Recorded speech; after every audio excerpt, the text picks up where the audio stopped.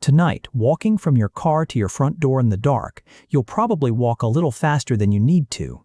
You won't think about why. Your shoulders will tighten.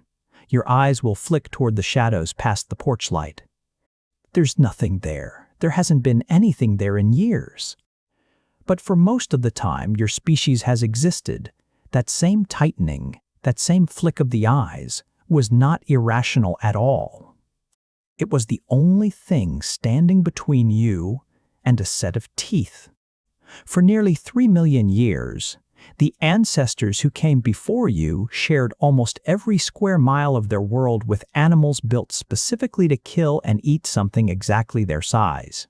Leopards, hyenas, saber-toothed cats the size of a small car, eagles large enough to lift a child clean off the ground.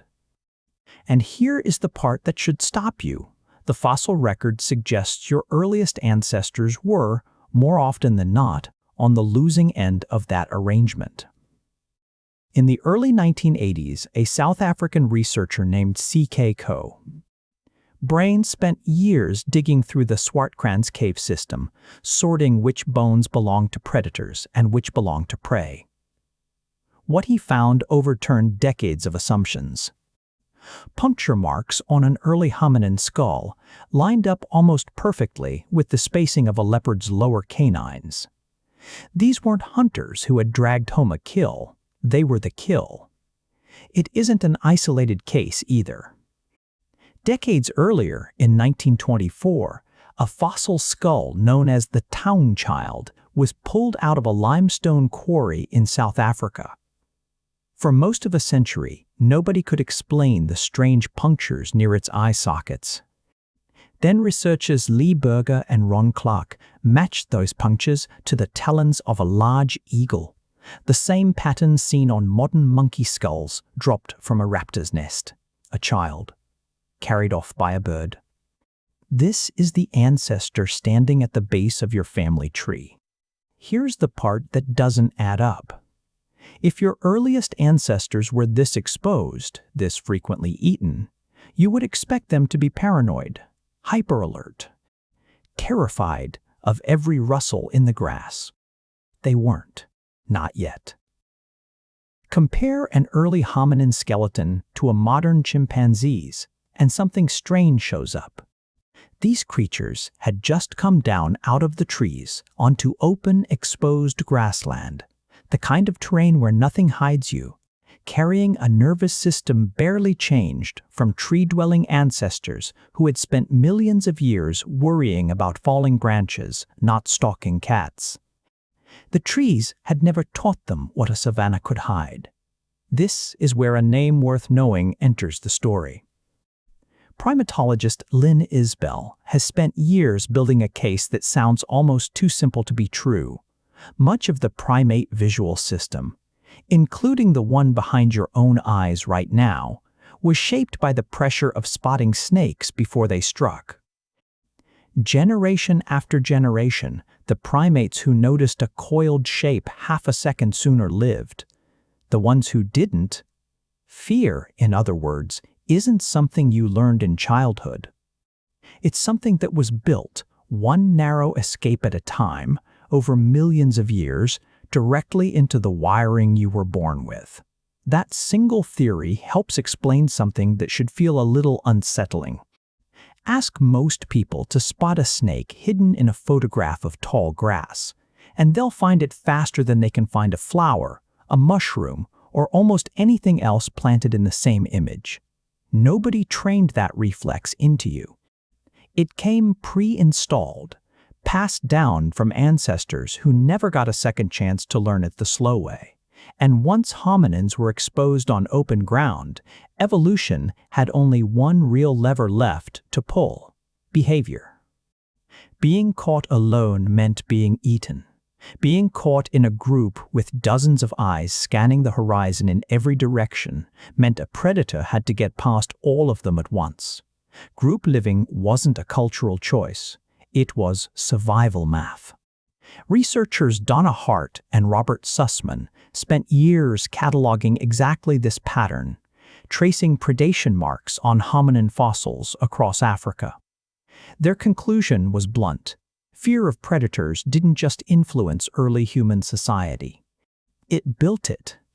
Sleeping pressed together instead of alone, talking in low voices after dark, teaching children which calls meant danger and which meant safety. Every one of those habits traces back to the same root cause. Something out there wanted to eat you, and the only real defense was other people. You can still see the shape of that old arrangement today. Anthropologist Frank Marlowe spent years living among the Hadza, a hunter-gatherer community in Tanzania, documenting how their camps organize sleep itself around the threat of predators. Someone is always faintly awake. Fires are kept low but never fully out. Children sleep in the middle of the group, never at the edge. None of this is written down anywhere. It doesn't need to be. It's older than writing. Even the earliest stories your ancestors told each other likely carried the same warning folded inside them. Long before writing, long before fire pits became campfires for tales instead of survival, the monster crouched at the edge of firelight was rarely just a monster. It was a leopard wearing a story's clothing, a way of handing a lesson to a child too young to have learned it the hard way. Notice how many of those old warnings survived, almost unchanged, into the version of childhood you had. The thing hiding under the bed. The shape in the closet with too many eyes. The insistence that you sleep facing the door, not the wall. Nobody taught you to prefer that. Something older than your parents did. Then came fire. Controlled, carried, guarded fire, sometime around 1 million years ago, changed the equation completely. A flame at the mouth of a cave wasn't just warmth. It was the first tool that could hold a predator's own fear against it. Because animals that had spent their evolutionary history avoiding wildfire would not cross a burning line, even for an easy meal. For the first time, your ancestors could get through a whole night without every member of the group taking a turn as lookout. You would expect that safety to relax the fear response. It did the opposite. With more time to think, more time to teach, more time to pass down warnings instead of just running, the fear did not fade. It sharpened. It became specific, inherited, and constant, the fully tuned alarm system that is still sitting behind your ribs right now. Here is the detail that surprises most people when they hear it.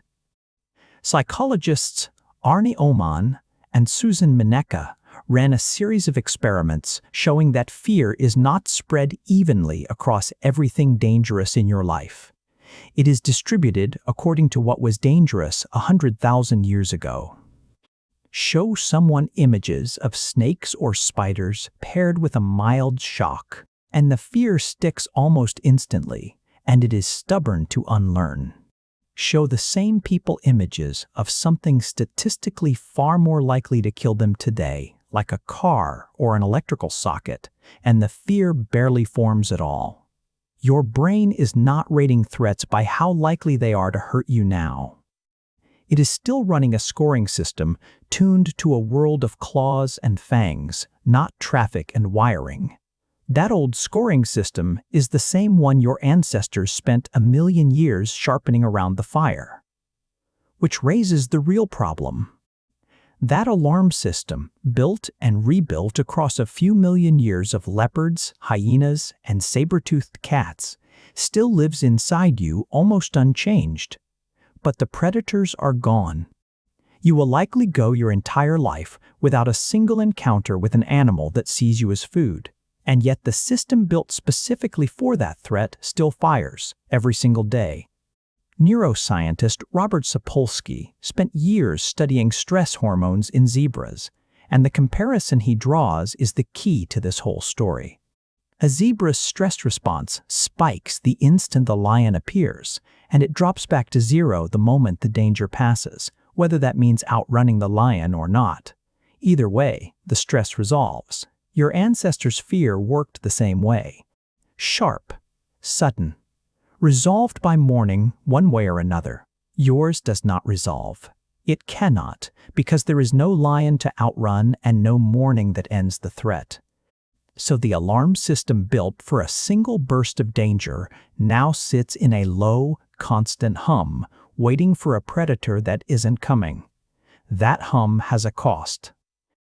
The same stress chemistry that once cleared out of your ancestors' bloodstream within minutes now lingers for hours, sometimes for years, quietly wearing down the very systems it was meant to protect. The alarm was never designed to run this long. It was designed to fire once, hard, and then shut off completely. Evolutionary psychiatrist Randolph Nesse has spent decades studying exactly this gap, and he calls it a mismatch. Not a malfunction. A machine doing exactly what it was built to do in a world it was never built for.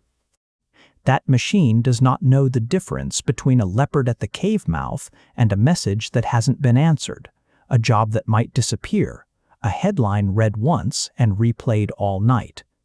It only knows how to do one thing: sound the alarm and keep sounding it until the threat is gone. The threat that shaped it is gone. The alarm never got the memo. Think about how strange that actually is. Somewhere right now, a heart is racing over an unanswered message, or a set of headlights that lingered a little too long in a rearview mirror. The exact same chemical flood once meant a leopard had cleared the ridge above camp and there were only seconds left to move the children. Same flood. Same ancient chemistry. A completely different world on the other side of it. Your ancestors never had the luxury of a false alarm that lasted all week. Theirs ended in minutes, one way or another. Yours can stretch across a whole season of your life, aimed at nothing that can be outrun, because there is nothing left to outrun.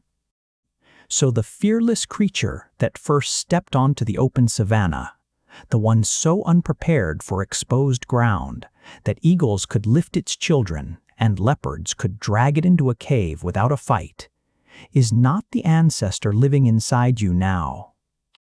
Somewhere across those 100,000 nights spent close to the fire, fear stopped being a weakness and became the sharpest tool your ancestors owned. It built your vision. It built your instinct to grab a child's hand in a dark parking lot. It never once asked whether the predator was still out there. We built the sharpest fear system evolution has ever produced, and then, without meaning to, we took away almost everything it was designed to fear. Tonight, you will still walk a little faster to your front door. Nothing is hunting you. Nothing has hunted your family in longer than history remembers their names. But the fear doesn't know that. It's still standing guard at a door nothing has come through in 10,000 years.